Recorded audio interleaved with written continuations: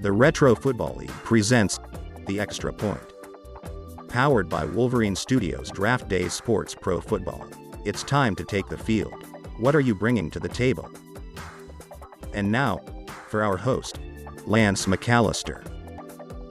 Good evening, football fans, and welcome to another exciting episode of The Extra Point. I'm your host, Lance McAllister, here to bring you all the action and analysis from the Retro Football League.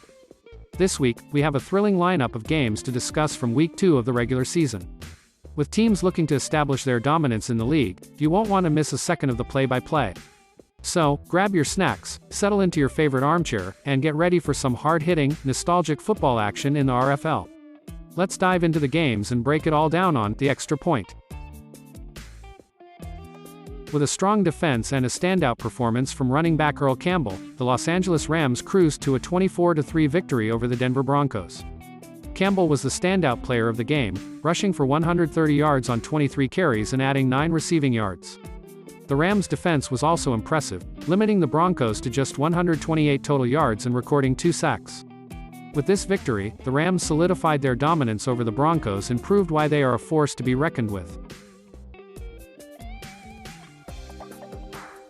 In a close matchup, the Cincinnati Bengals came out on top with a 24-16 win against the Buffalo Bills. Running back Charlie Young was a key player for the Bengals, rushing for 79 yards on 25 carries and finding the end zone for a touchdown. The Bengals' defense was led by defensive end Don Parrish, who had a standout game with 6 tackles and 2 sacks. Young was rightfully awarded the Offensive Player of the Game, and Parrish earned the Defensive Player of the Game honors for their outstanding contributions in the Bengals' victory. The Chicago Bears dominated the Minnesota Vikings in a lopsided 56-6 victory. The Bears' offense was firing on all cylinders as they racked up 583 total yards.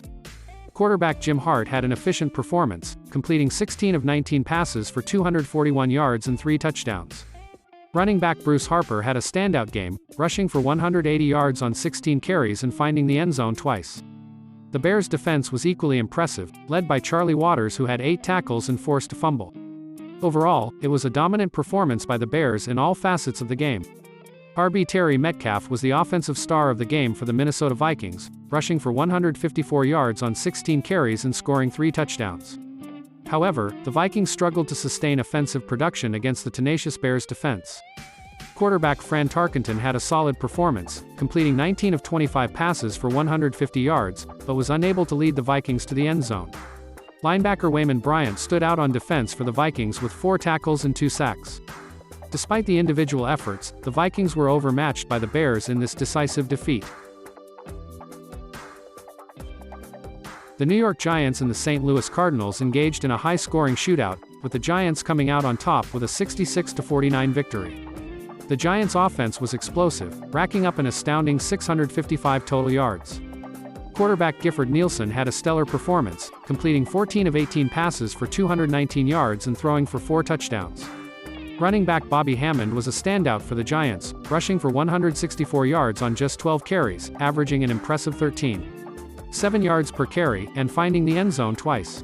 The Giants' defense, led by Harry Carson with 12 tackles and 5 tackles for loss, managed to make a few crucial stops to secure the win. On the other side, the Cardinals' offense put up an impressive performance as well, racking up 514 total yards. Quarterback Joe Montana had a near-perfect day, completing 29 of 31 passes for 327 yards and throwing for 5 touchdowns. Running back Walter Payton contributed with 111 rushing yards on 23 carries and scored once, while also adding 4 receptions for 18 yards. However, despite the offensive firepower, the Cardinals' defense struggled to contain the Giants, allowing them to put up a whopping 66 points. Free safety Bruce Taylor was the standout on defense for the Cardinals with 8 tackles and a forced fumble. In the end, it was a high-scoring affair with the Giants prevailing in a high-scoring contest. The Green Bay Packers defeated the New Orleans Saints by a score of 27-17. The Packers' offense was led by quarterback Steve Fuller, who threw for 155 yards and 2 touchdowns. Running back Mike Strawn also had a strong performance, rushing for 104 yards on 24 carries. Defensively, linebacker Jim Haslett stood out with 9 tackles. For the Saints, quarterback Archie Manning threw for 137 yards and 1 touchdown, while running back Chuck Muncie had an impressive game, rushing for 192 yards and scoring a touchdown. Linebacker Steve King led the Saints defense with 11 tackles and 3 tackles for loss. The Houston Oilers narrowly defeated the Pittsburgh Steelers with a final score of 17-14. Oilers quarterback Dan Pastorini threw for 142 yards and 1 touchdown, while running back Don Hardman contributed 88 rushing yards. Linebacker Robert Brazil led the Oilers defense with 10 tackles and 2 tackles for loss. Wide receiver Ken Burrow had a standout performance for the Oilers, with 4 catches for 104 yards and 1 touchdown, earning him the Offensive Player of the Game honor. On the Steelers side, quarterback Terry Bradshaw threw for 223 yards but was unable to lead his team to victory. Running back Jack DeLoplane scored a touchdown on the ground and contributed 37 rushing yards. Defensive end L.C. Greenwood stood out on defense with 6 tackles and 2 tackles for loss. However, despite their efforts, the Steelers fell short in the game. In a dominant performance, the Baltimore Colts defeated the Tampa Bay Buccaneers with a final score of 34-10. Led by quarterback Burt Jones, who threw for 210 yards and 1 touchdown, and running back Franco Harris, who rushed for an impressive 212 yards and scored 3 touchdowns, the Colts' offense proved unstoppable. The Buccaneers' defense had no answer for the Colts' balanced attack, as they surrendered a total of 452 yards. On the defensive side, linebacker Tom Cousineau stood out with 8 tackles and 1 sack, earning him the title of Defensive Player of the Game. The Colts' defense stifled the Buccaneers' offense, limiting them to just 344 total yards and holding them scoreless in the second half. The victory was a team effort for the Colts, as their dominant performance on both sides of the ball earned them a well-deserved win. The Detroit Lions secured a commanding victory over the Washington Redskins with a final score of 38-10. Running back Dexter Bussey led the way for the Lions offense, rushing for an impressive 145 yards on 31 carries and scoring 3 touchdowns. Despite struggling in the passing game, with quarterback Greg Landry throwing for only 82 yards, the Lions dominated on the ground, accumulating a total of 259 rushing yards. On the defensive side, free safety Lem Barney had an impressive performance, recording 6 tackles and intercepting 2 passes, earning him the title of Defensive Player of the Game. The Lions' defense effectively shut down the Redskins' offense, limiting them to only 331 total yards and picking off quarterback Joe Theismann twice. With a well-rounded effort on both offense and defense, the Lions controlled the game from start to finish and sealed the victory convincingly. The Kansas City Chiefs hosted the Cleveland Browns in windy conditions with gusts up to 30 miles per hour. The Chiefs came out on top with a 20-13 victory. Kansas City's offense was led by quarterback Ken Anderson, who completed 13 of 17 passes for 112 yards, while running back O.J. Simpson had a solid performance with 21 rushes for 76 yards and a touchdown. The defense was anchored by Brad Van Pelt, who recorded 9 tackles and 3 tackles for loss. For Cleveland, quarterback Brian Sipe threw for 258 yards and a touchdown, but it wasn't enough to overcome the Chiefs' strong performance.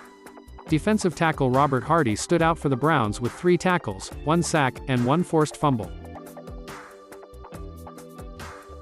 The San Francisco 49ers faced off against the Dallas Cowboys in a high-scoring battle, with the 49ers coming out on top 34-30.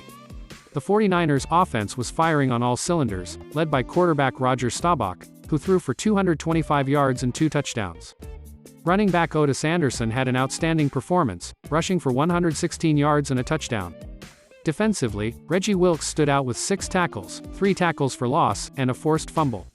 For the Cowboys, quarterback Warren Moon threw for an impressive 291 yards and a touchdown, while running back Tony Dorsett had 102 rushing yards and 2 touchdowns. Bob Brunig led the Cowboys' defense with 15 tackles and a forced fumble.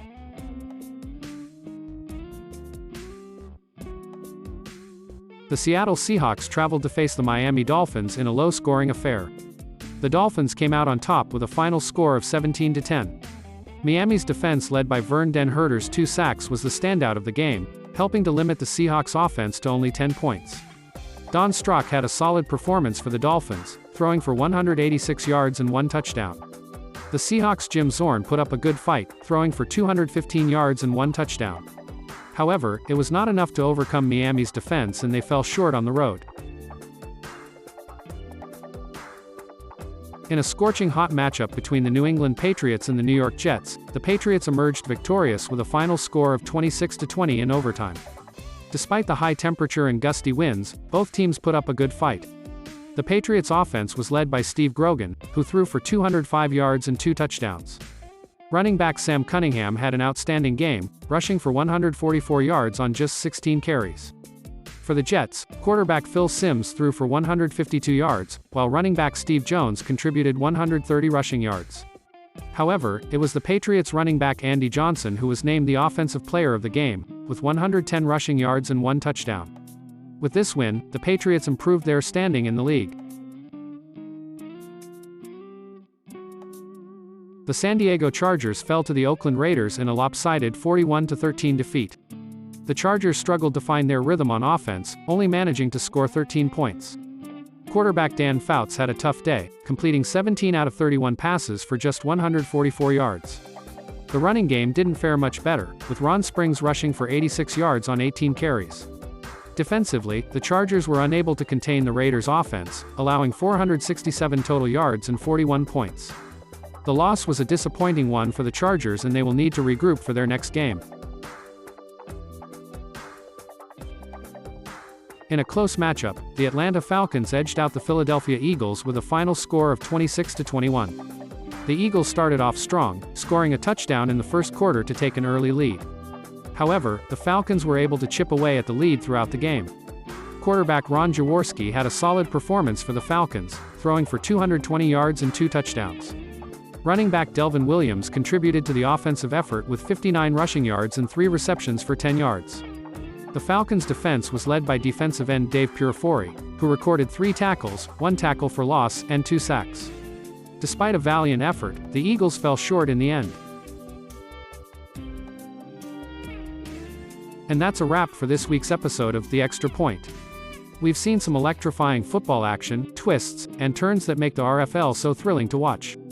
As always, I'd like to thank all of our listeners for tuning in and spending their time with us.